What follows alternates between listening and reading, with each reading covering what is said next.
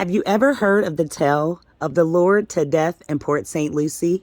Spooky story? Well, I'm here to tell you now. Captain Barnes, the supervisor of the life-saving station, never reckoned he'd have a front and center seat for the romance of the century, as all the women folk in town called it. The story was all over the country, gossip about over cups of tea or in the aisles of the local mercantile in the local tavern over a mug of ale. A beautiful girl, the only survivor of a ship which wrecked off the coast, was rescued by two bachelors from the local life-saving station overseen by Captain Barnes. Both bachelors were immediately smitten by the lovely woman they pulled out of the sea and started courting her with frequent calls, flowers, and gifts. He showered the girl with expensive gifts. He wrote poetry and love songs for her, and he declared his passion for her publicly throughout the town. Will Smith's courtship was soft-spoken and shy by comparison. His gifts were made by his own two hands, and his flowers were picked by the wayside. Will flushed whenever he spoke the girl's name, and he grew incoherent whenever she smiled at him. The whole town was agog, wondering which man she would choose. Bets were made in the tavern, and the giggling girls that frequented the women's society debated the merits of each suitor. Everyone had an opinion. Most favored Henry Johnson's suit, but a few of the older matrons shook their heads and said it was Henry's pride that was engaged with the shipwrecked girl, not his heart. They favored Will, whose endearing incoherence was caused by a deep and abiding affection. Captain Barnes refused to reply when he asked his opinion of the matter. He'd been forced to separate his two employees more than once since they both started courting the same girl. Henry was particularly offensive to Will whenever their paths crossed. It worried Captain Barnes. In the end, it was the matrons who guessed correctly. One Sunday in church, it was announced that Will Smith would marry the shipwrecked girl, and at the end of the month, everyone in the town rejoiced with the couple, and large amounts of money exchanged hands. The members of the Women's Society surrounded the blushing bride, promising to help her with all of her trousseau and referring her as a courtship as the romance of the century. She took it all in with a blush and a smile, glancing across the churchyard at her betrothed, who was flushed and peeked back at her. Henry Johnson was the only one who did not participate in the merriment, of course. He was angry and didn't bother hiding it. To everyone's dismay, he stalked into the churchyard after the announcement and threw a punch at Will before anyone could stop him. The lifesaver calmly blocked the blow and twisted the other man's arm behind his back. "Leave off, Henry," he said. Oh my goodness, into the silence. It was crazy. You had your chance, and she chose someone else. "I won't work with you no more," Henry screamed. He was twisted out of Will's grip, and he called toward Captain Barnes. "I want another shift. I won't work beside this traitor." The captain nodded solemnly. "I believe that would be best." The whole town turned out for the wedding. The matrons cried, the girls blushed and flirted, and the fellows beamed with delight. No one saw Henry that day, and no one questioned his absence. Best leave him be, the feeling was from the crowd.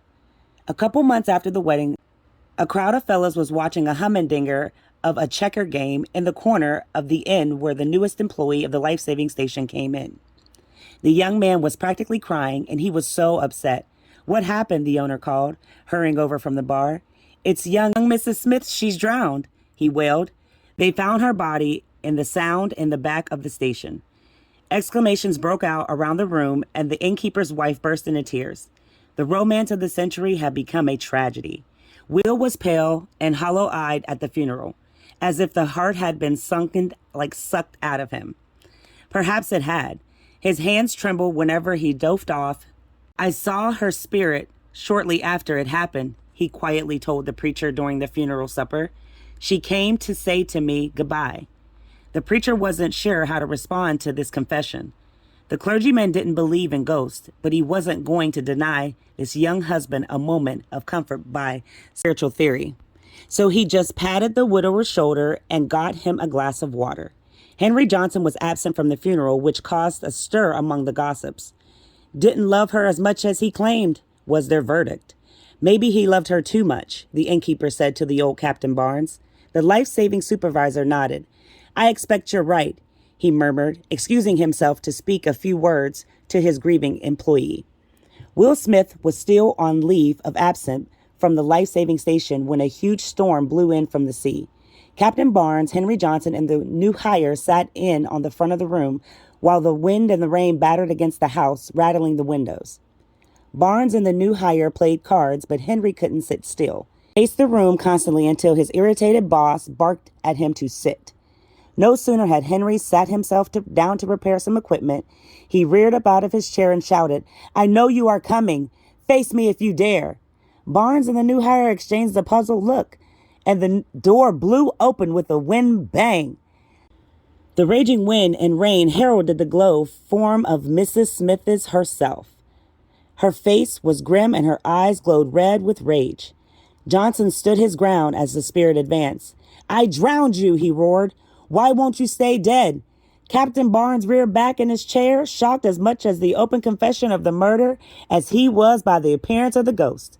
"Stay underwater," Johnson shouted. The ghost smiled tauntingly and shook her head. Then she turned, gliding through the portal and vanishing into the raging night. "I will not have you plaguing me all my days," Johnson roared, racing into the storm after her. "Johnson," Captain Barnes bellowed, "belay that." But Johnson did not respond. Captain Barnes and the new hire leaped to their feet and ran out of the room into the storm. The wind howled around them, blowing so fiercely it pressed them into the wall of the station as if a giant hand were holding them back. Before them, the sea raged under rolling clouds that glowed with an eerie green light. The ghost glided across the sands, pausing several times to gaze mockingly back at her pursuer. Anyone who braved the sea this night was a you-know-what man. At all costs, Johnson must stay out of the surf. The captain staggered a few steps, but the ferocious wind pushed him back a yard, knocking him off his feet. He clung desperately to the bottom of the fence post to keep from being blown away and motioned the new hire to stay in the relative shelter of the station. Nowhere was safe with the wind flinging debris everywhere. Captain Barnes watched in horror as the spirit glided down the bank and floated out over the raging seas. Johnson chased her, his face contorted with rage. His screams were barely audible over the maelstrom. "You'll stay you-know-what this time, I vow. You will not rise again to haunt me." Johnson strode unheeding into the sea, lunging repeated for the hovering spirit. He stumbled through the uneven surf until the water was up to his back. Then a huge wave rose behind the ghost, bursted through the shimmering form, and crashed down upon her, pulling him under the water. He did not surface, and Captain Barnes knew his stunned body had been caught in the you-know-what undertow. With a cry of triumph, the ghost vanished. "We must save him," the new hire cried, plunging out from the shelter of the wall and running down the bank. A gust of wind picked him up and slammed him hard against the ground. Captain Barnes crawled over to the new hire, staying low to keep the wind from blowing him away. "It's too late, lad," he murmured and to the stunned man. "The riptide has him, and Johnson can't swim. If we go out there now, we're all you-know-what." By dawn, the storm had blown itself out, and Johnson's body was found further down the coast. It had snagged on a piece of driftwood and was washed ashore after the storm. His unforeseen unalived events was ruled a tragic accident. Barnes and the new hire told no one about seeing Mrs. Smith's ghost. Will Smith left town shortly after Johnson's funeral. He was still haggard and sorrowful, but he seemed more at peace with his wife's passing. When he stopped by the life-saving station to say goodbye to Captain Barnes, he told his former supervisor that his wife's ghost had visited him the night before Johnson's perished. Before his perishment, he perished. "She told me that Johnson drowned her," Smith said. "And she said that she would make sure he did not, you-know-what, anyone else. Did you see her?" Captain Barnes nodded. "She lured him to his you-know-what on the night of the storm." "That's what I reckoned," Will Smith said. You can find more spooky stories and more with the Spooky Florida Tales of Hauntings, Strange Happenings, and other local lore. Until next time, guys, I say, ashe.